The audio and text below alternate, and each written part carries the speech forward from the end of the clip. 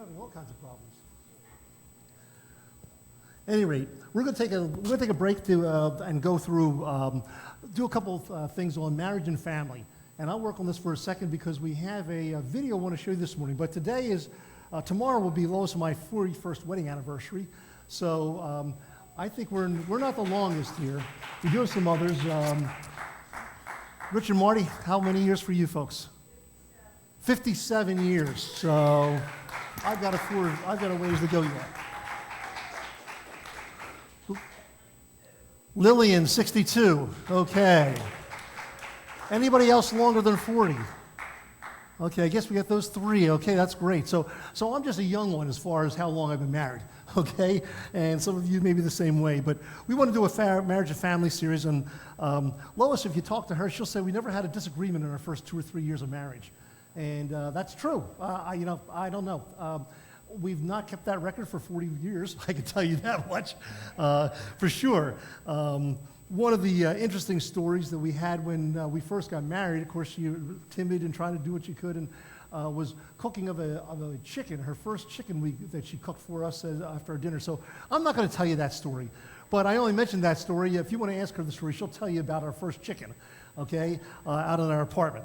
But one of the comedians that she loves the most is Tim Allen, or excuse me, not Tim Allen, Jeff Allen.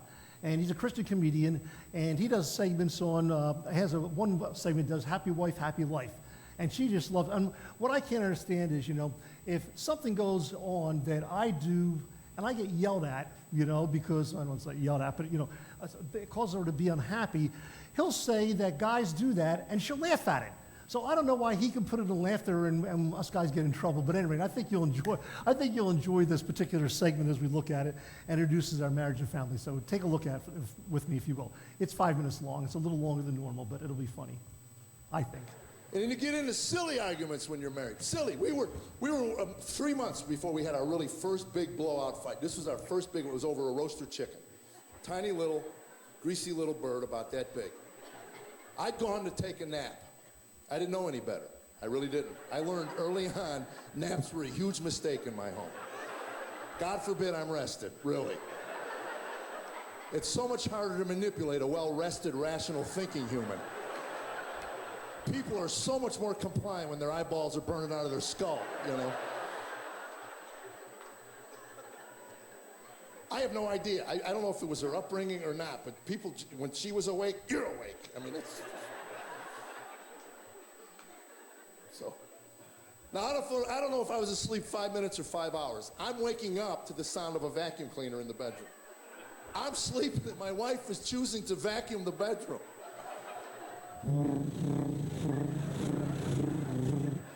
Apparently that wasn't waking me up fast enough. She started to go under the bed. We had a water bed. There was no under the bed.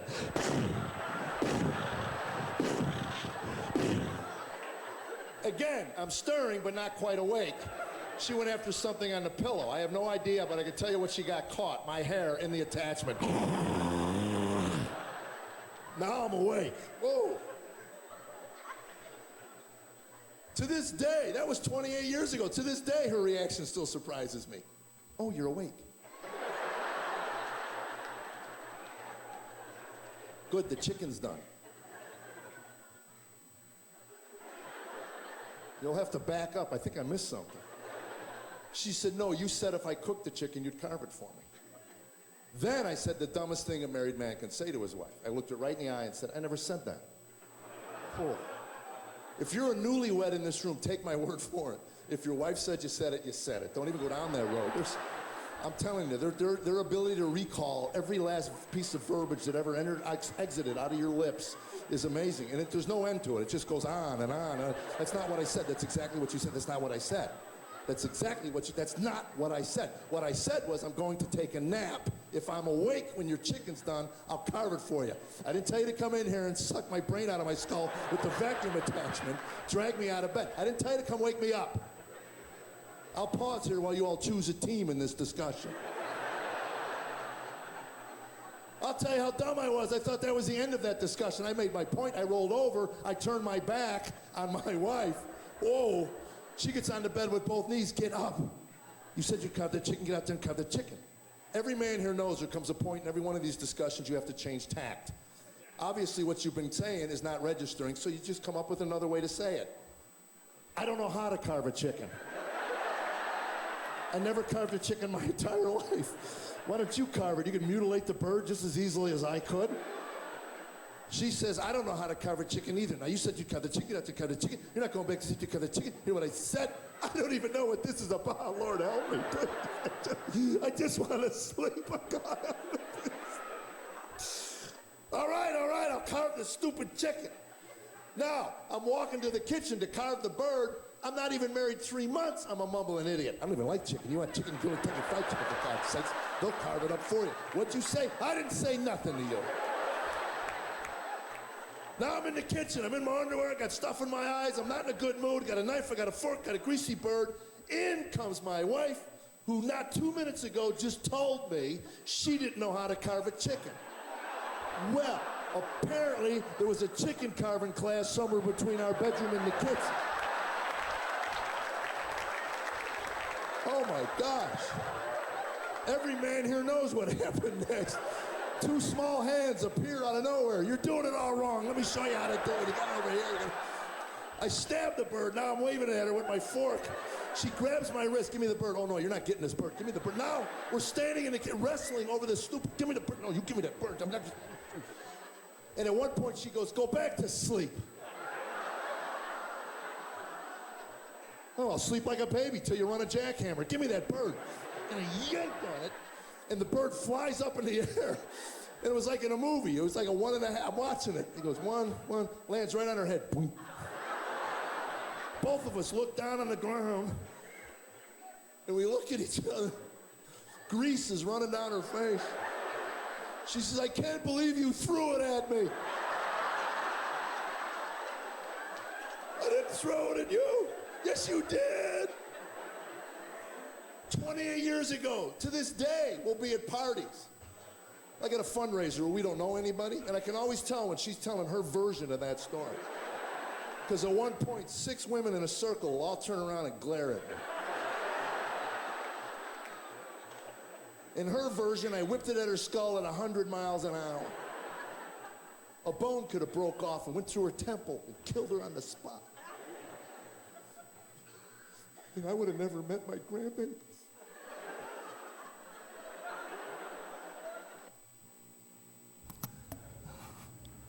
Well, you like that?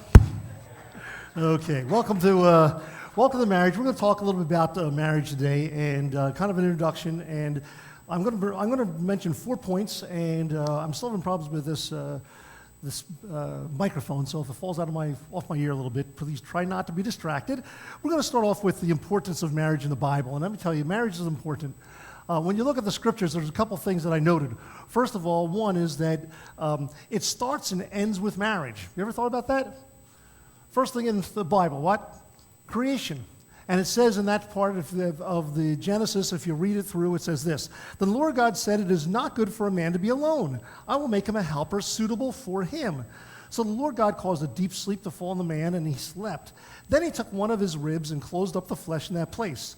The Lord God fashioned into a woman the rib which he had taken from the man and brought her to the man. The man said, this is now bone of my bones and flesh of my flesh. She shall be called woman because she was taken out of man.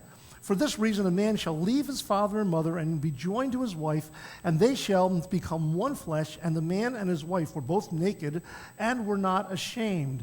And so we have the beginning of marriage starting out in the very beginning of the Bible. Now we don't have the formal vows that we have today and so forth. There's been a lot of formal things that have gone into it, but it's still two people, a man and a woman coming together and being united in holy matrimony. Okay, it's intended to till death do us part is the intention. And in that day and age, did they say in death till us part? Why not? Yeah, it was prior to the fall. So as far as they knew, they'd be living together forever without any death. The fall took place after this. So we have the death, we have the marriage introduced in the very beginning of the Bible. Now, if you think back to the end of the Bible, what happens at the very end of the Bible? It's often called Yep, we're the Christ bride, the church, the marriage feast of the Lamb. You find that in Revelation chapter 19, verse 9. Then he said to me, "Write, blessed are those who are invited to the marriage supper of the Lamb." So the Bible ends and begins with it. And actually, well, as we come to the end of this, to the end of the sermon this morning, to the last point, we're going to find that marriage actually is a symbol of what takes place between the church and Christ. And so consequently, these two extremes, the physical union of a husband and a wife in Garden of Eden with the marriage of the bride and the church to Jesus Christ, in the end, kind of dovetail together. The second thing I found as I was thinking about this is that Jesus had his very first miracle where? At a wedding. Now, I can't say that was planned or whatever, but it just seems interesting to me that the first miracle takes place at a wedding. Jesus is attending a wedding. He's attending a wedding because he's obviously confirming and accepting of this as being something that's important. And he is ordered by his wife. We did a whole sermon on this recently, so I'm not going to go into it. But in John chapter 2, Jesus' first miracle was a wedding. The third thing that I would like to share is just that there are some famous couples in the Bible that had great marriages, and we might not think about it. Well, of course, the first one was Adam and Eve, but then we have Noah and his wife. And you know what? We don't even know his wife's name, do we? Mrs. Noah, yes. Mr. and Mrs. Noah. But Noah and his wife were righteous people. They had 3 sons who were married to 3 godly women, and these 8 people wound up saving the world and saving mankind. Because when God was looking at the world, he saw it was so messed up. There were so many problems, so much sin. He decided to destroy it all and start over again. He covered it with a flood, but these 8 people he chose, and the 2 that was most responsible were Noah and his wife, a godly couple. All of us are descendants from them. Noah and his wife, they are who we are descended from. And so while we all often say we trace our lineage back to Adam and Eve, we really trace it back to who? Noah and Mrs. Noah, don't we? The second couple that I think, or maybe third couple, is Abraham and Sarah. Okay? Not always a perfect relationship and everything. They really wanted a child and didn't have a child. We're not going to go into all of that. But Abraham and Sarah, married for so many years. 97, 99 years old. Let me see if this needs to be tightened a little bit here. When they wound up having their first child. And it was just an incredible time, an incredible example they are. In fact, Sarah comes back up in Peter as an example of a godly wife. And so as we go through the series, we'll probably greet Sarah again. But a great couple. And then in Genesis 24, another couple, Isaac and Rebekah. And today, I think Sarah and Rebekah are 2 of the great names that many people name their children. It seems like if you go on campus, I forget how many, it was like a certain percentage of the girls that attended Cedarville University, where Jonathan was, were named Sarah. It was like an inordinate amount, And that's because we honor Sarah and Rebekah, 2 women who were tremendous examples. We find that Isaac's mom had recently passed away, and Abraham talks to his servant and says, "God will be with you. I want you to go back to my relatives, and I want you to find a wife for my son Isaac." And so the great life story, he sees her coming, he gets all excited and prepared, and she covers her face, and in the way in which they had ceremonies back there, Rebekah and Isaac are married. Great examples. We also have some examples of some failures in the Old Testament. We probably think of a lot of those. How about Samson? His fall was for women, and he had a lot of problems. And the one that caused him to lose his hair eventually and wind up being, he wasn't even married to her. There was a previous marriage where he had a real disastrous time because, again, he was looking for self-gratification. Then we have David and Bathsheba. And this shows God's grace in our lives when we look at marriage. Because David and Bathsheba, if you remember, she was married to one of his soldiers, bathing up on the rooftop where nobody could see her except perhaps the king's palace was high enough to see her. And he saw her, had her come to him. They wound up having relations. While her husband is on the battlefield, David tries to cover it up, is unsuccessful covering it up, and the baby dies. And David kills, or has killed, Uriah the Hittite in battle. What a disaster. And yet, did you know Bathsheba is the mother of King Solomon? God's grace, to work through difficult circumstances and still show his grace and his love in that family. And then, of course, one of the other disasters of family life was Solomon. Solomon had 700 wives, 300 concubines, might have been reversed. 1,000 women. Well, it'd take you 3 years if you had one night with each one, wouldn't it? Incredible. And the scriptures tell us that it was his wives who turned his heart away from God. One of the early wives he married was the wife of the Egyptian Pharaoh. It was kind of a truce, a treaty type of a relationship. I'm going to marry your daughter, and so consequently you're not going to attack me, that kind of thing. And he built her a house. But she and all these other women that he eventually married drew his heart away from God. And I'm not blaming wives for drawing men's hearts away from God. I'm saying that that's what happened in his case. But that's why it's so important to listen to a couple of the other things I'm going to talk about this morning as we go through here. Another person that we can think of is Hosea. And he was actually told to go out and marry a harlot. You think, that's a strange thing. And if you look in the New Testament, the Old Testament, the book of Hosea, the story of marrying a harlot, God wanted him to marry a harlot. Why? He wanted to show, through Hosea's love for his wife, who went back into her harlotry and became a slave and buys her back. He wanted to show through that example how much he loved Israel. And if they would come back to him, he would take them. It's almost like a modern prodigal son story. And this wife continued to go against what her husband wanted, and yet Hosea buys her back. And the word that the Greek uses, or Hebrew uses, is hesed. The hesed, or loyal love of God for us. So a lot of good examples, a lot of bad examples, but marriage plays a big role in the scriptures, and I believe it's a positive one, and it's an important one in the scriptures. The second thing I want to bring up is some of the attacks that we wind up having on marriage. Satan would like to see marriages fail. He loves it. There are two institutions that God made. Well, you might say three if you say endorsed government, because he did. He says, those that are appointed as leaders, I've appointed as leaders, and they are to be respected. And so you might say that he established government. But the other two, the primary ones we think of are the church and marriage. And Satan would love to take those down.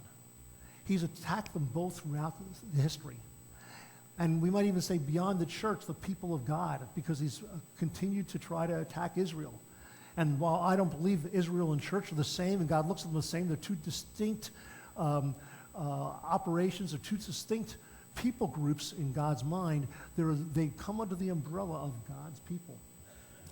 And Satan would like to destroy them. He tried since the Garden of Eden to destroy mankind and destroy Adam and his lineage so that Jesus Christ would not be born.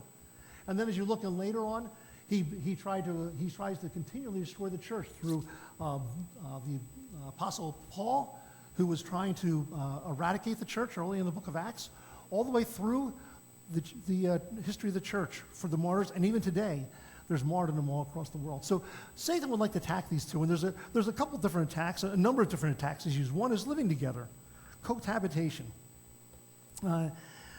On average, researchers, and this is something I looked up, and it says researchers concluded the couples who have lived together before they tied the knot saw a 33% higher rate of divorce than those who waited to live together until they were married. That was from 2014. That's not, some of them are having more research done on this. They're trying to go over it. They're saying some of the problems are that when people wind up living together, they're doing that at younger ages. I saw one statistic that says that from 25-year-olds and under, now it's just flipped. It used to be that more were married than cohabitated. Now more are cohabitating together without marriage than are actually getting married at that age. And yet, some of the problems is that the younger set winds up, if they wind up getting married, those that wait longer to get married wind up with a better success rate. So there's all kinds of statistics. You can find almost anything you want on the internet. But that it comes together that living together before marriage is against God's law. And you can't do something against God's law and still expect God to bless it. You know, there's a lot of things that people say, these are gray areas, you know. I mean, maybe you can, maybe you can't in some areas. I mean, God doesn't tell you, you know, what college you have to go to. You can go with, you know, the variety of different ones. You don't have to go to college. Maybe you wind up being a tradesman. Who knows? We need tradesmen today. Too many people maybe are going away from the trades. And there are a lot of options for us. But there are some things that are not options. There's some things that God says are right and wrong. And cohabitating before marriage is wrong. And we can't expect God's blessing in our lives if we do it. We need to follow what God wants us to do in his word. A second problem is the problem of divorce. In Malachi 2:16, God says, I hate divorce. Divorce is a malady. And if you look at the statistics, they're all confusing also. They say that divorce has been on the rise, and it was like 50% of people were getting divorced back in the 80s and so forth. But now they're saying, oh, it's going down. It's in the 40s or the 30s. And some of the reasons they're saying that's happening is people are waiting longer to get married, and so they're being more mature about marriage, so they're not divorcing as early. Although we all know people that got married when they were 18 and have been married for years and years and years. So this is not a thing that is a statistic that is actually always follows, but the average is they say divorce is going down. Why? Well, some of the reasons they say is because cohabitation is going up.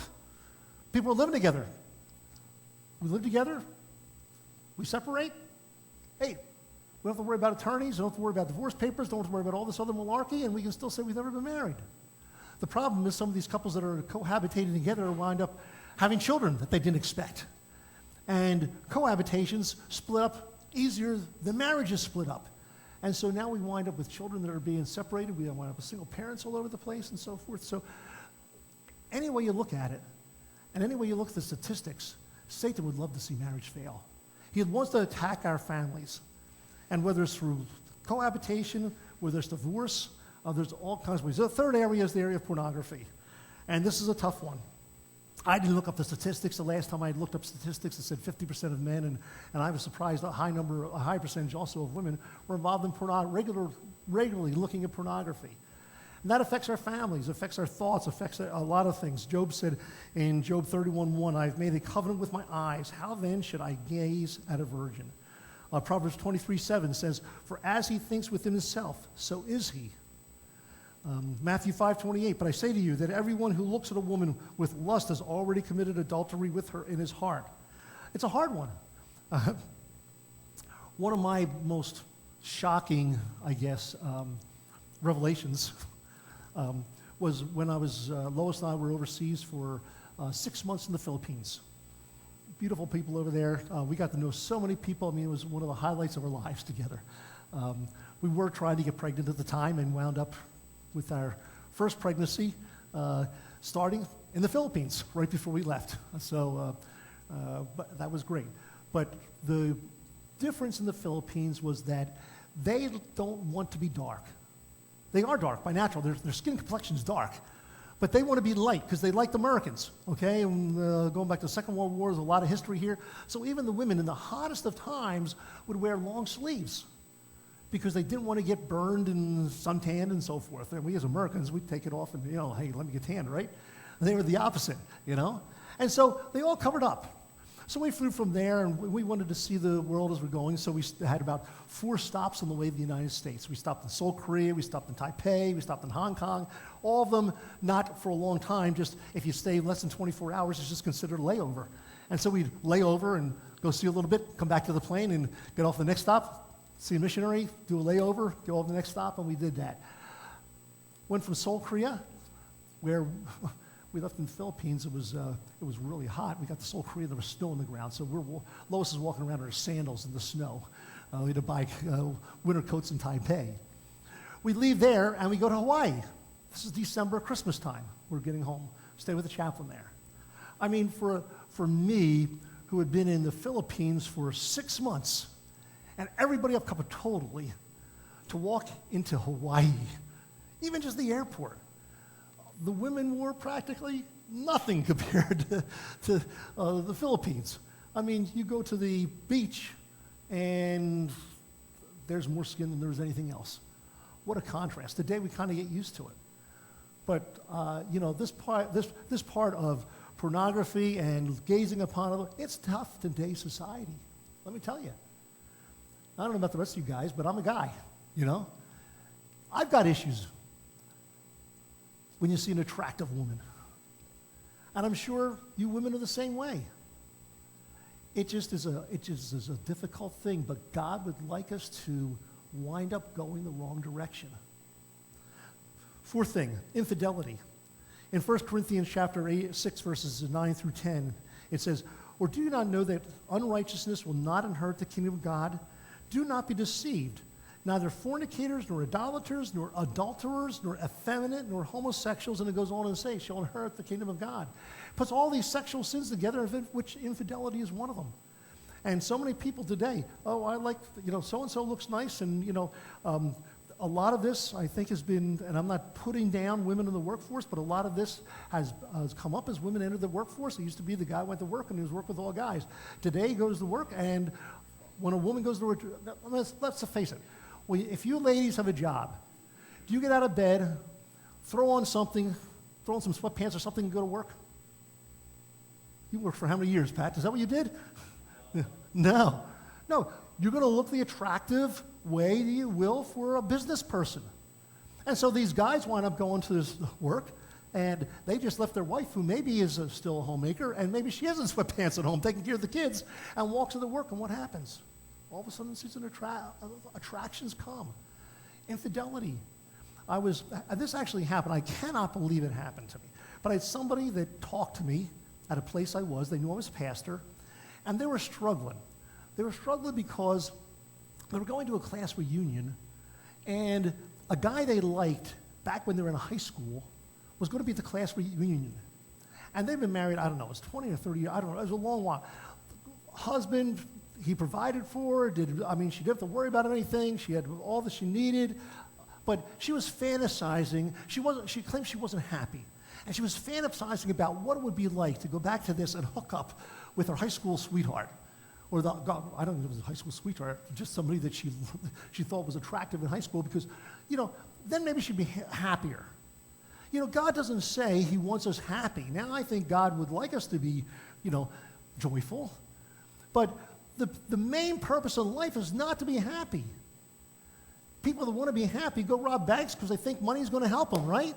They spend a little money on lottery tickets because they think maybe I'll be a millionaire. There's a lot of things that we think will make us happy. But being happy is not that God doesn't, the object in life is not to be happy, wealthy, and healthy. That's not the object. What's our duty here? To honor God, yes, to serve God. It's not to be happy. Do you think Paul, when he was having his head cut off, was happy? He was joyous, but I don't think that's what he looked for. And the fact this woman was fantasizing about this, if her husband beat her and she never provided for her, she didn't have any, maybe so, he provided everything for her. But she just wasn't happy enough. Infidelity. And then lastly, the LGBTQ movement. I recently got a letter a couple weeks ago from, and I wrote a reply. I was not very happy, from Brian Fitzpatrick, one of our representatives, about how June is Gay Pride Week month, and he's going to support that, and in doing so, he's co-sponsoring a bill that's going to make that community a civil rights, part of the civil rights issue, and give them the liberties and so forth. Now, I'm not saying that we have to obliterate those that are in that community. And I'm not preaching against them because you know what? People that are outside the church that aren't believers in Jesus Christ have all kinds of sins, right? There's rapists, there's murderers, there's people that are living together. There's society norms are totally different than here. We should expect that out there. But what winds up, when it gets into the church and when we start saying that's okay, that we wind up having issues. We go back to Genesis with the destruction of Sodom and Gomorrah. We go back to Leviticus. It says you should not lie with a male as one lies with a female. You look in the Philippians, it says in Philippians it talks about those whose God is their belly and who their glory is in their shame. And I think, boy, to me, Gay Pride Month is exact. We're going to be proud and we're going to flaunt the thing that really God considers shameful. That's society. But what I don't recognize, I don't think, is that this community has it out for Christians. And I know this is going to be recorded, and maybe I'll get attacked, and I know pastors who have had to have police officers in the congregation because of things they've said on this. But let me tell you, I went through it in this. If you want a copy, I'll give it to you. I sent a letter back to a representative. There's an 8-step plan that I see coming to eradicate the church. And Satan's using it, and part of it's through this movement. I'll just give you one story, then we'll move on, because I don't want to belabor this point. It's a minor point in our discussion today. But when I was overseas in Kuwait, I got notified. The head chaplain came over from the United States to go. All the chaplains we are getting rid of Don't Ask, Don't Tell. Don't Ask, Don't Tell said that you can be in the military.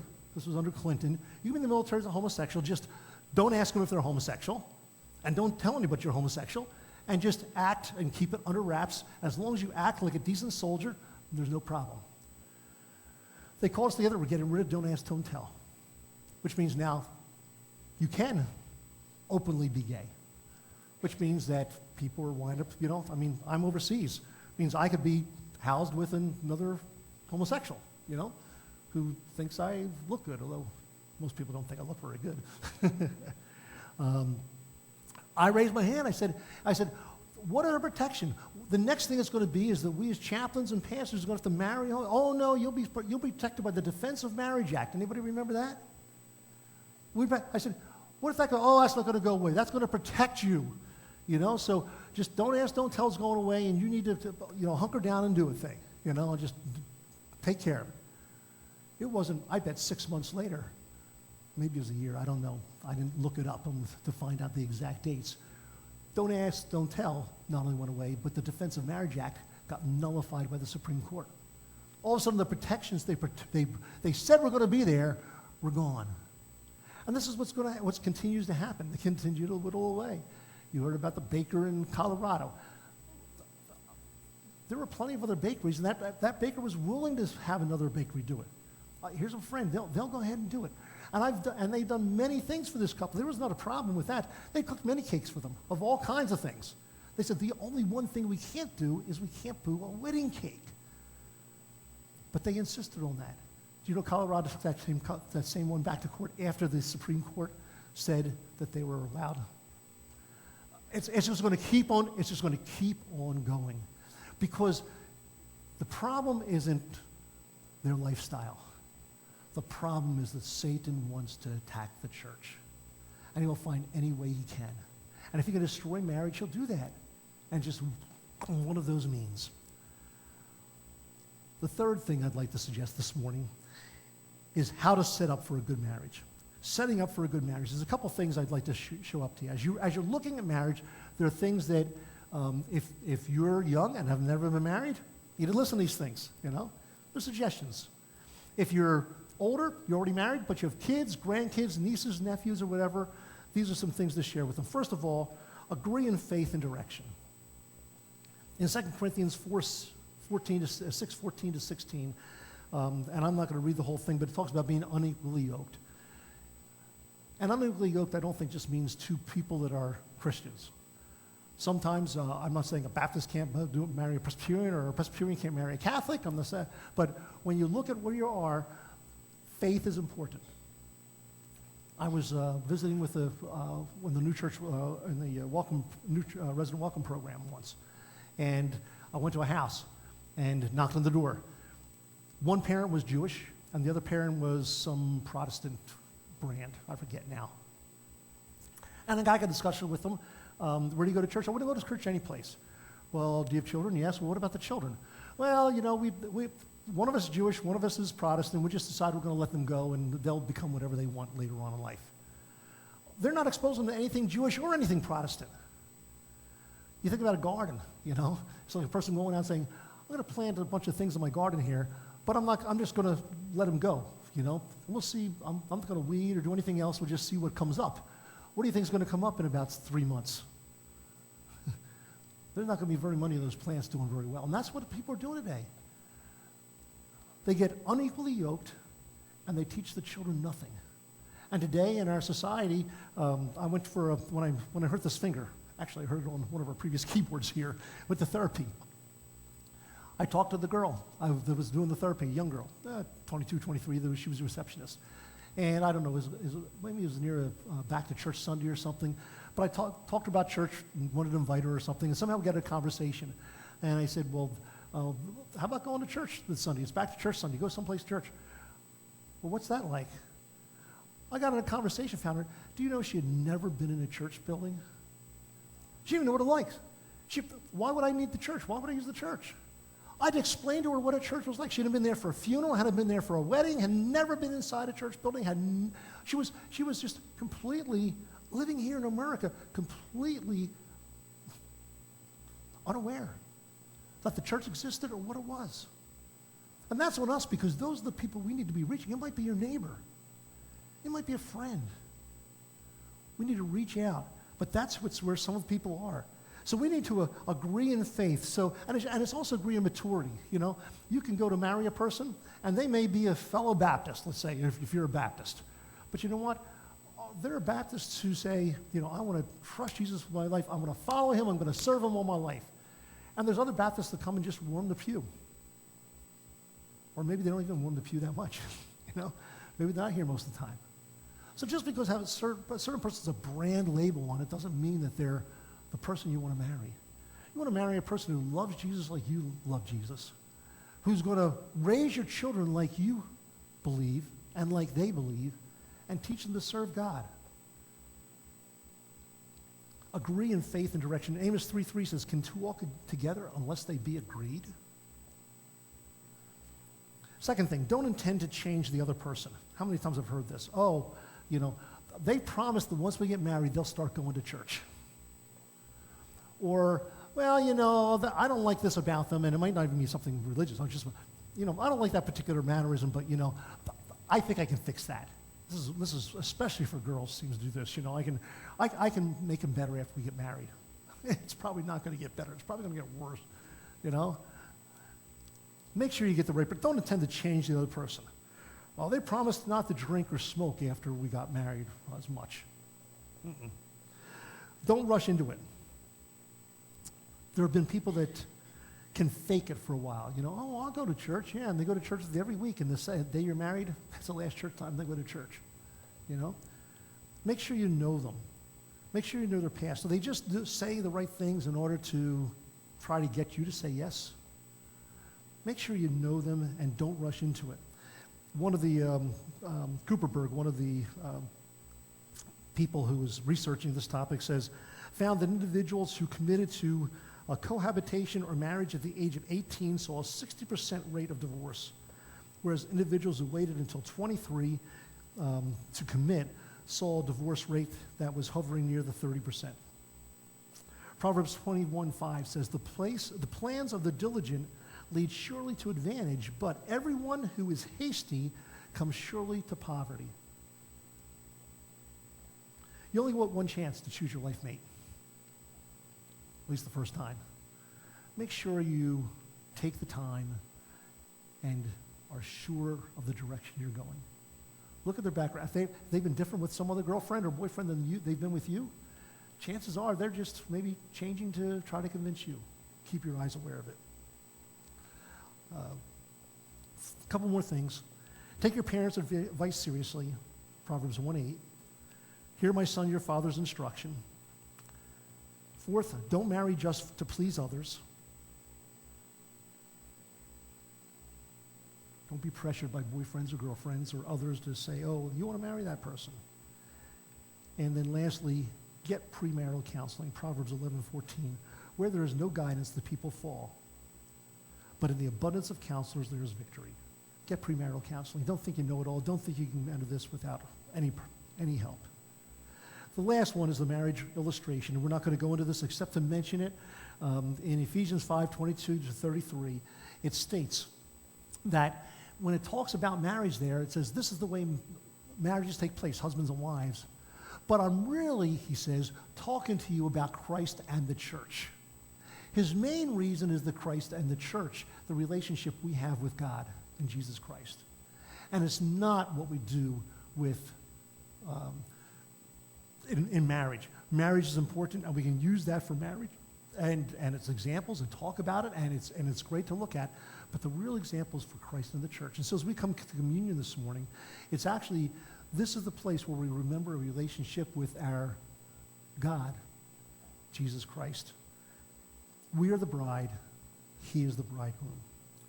The theme this morning that I'd like to share with you and leave you with is marriage is a divinely inspired relationship between a man and a woman and helps illustrate our relationship with Jesus. If you're writing that down, let me fill it out again. Marriage is a divinely inspired relationship between a man and a woman and helps illustrate our relationship with Jesus. As we come before the table today, it is a chance for us to reaffirm that particular relationship. Ken, please come forward. He's going to lead us in communion this morning.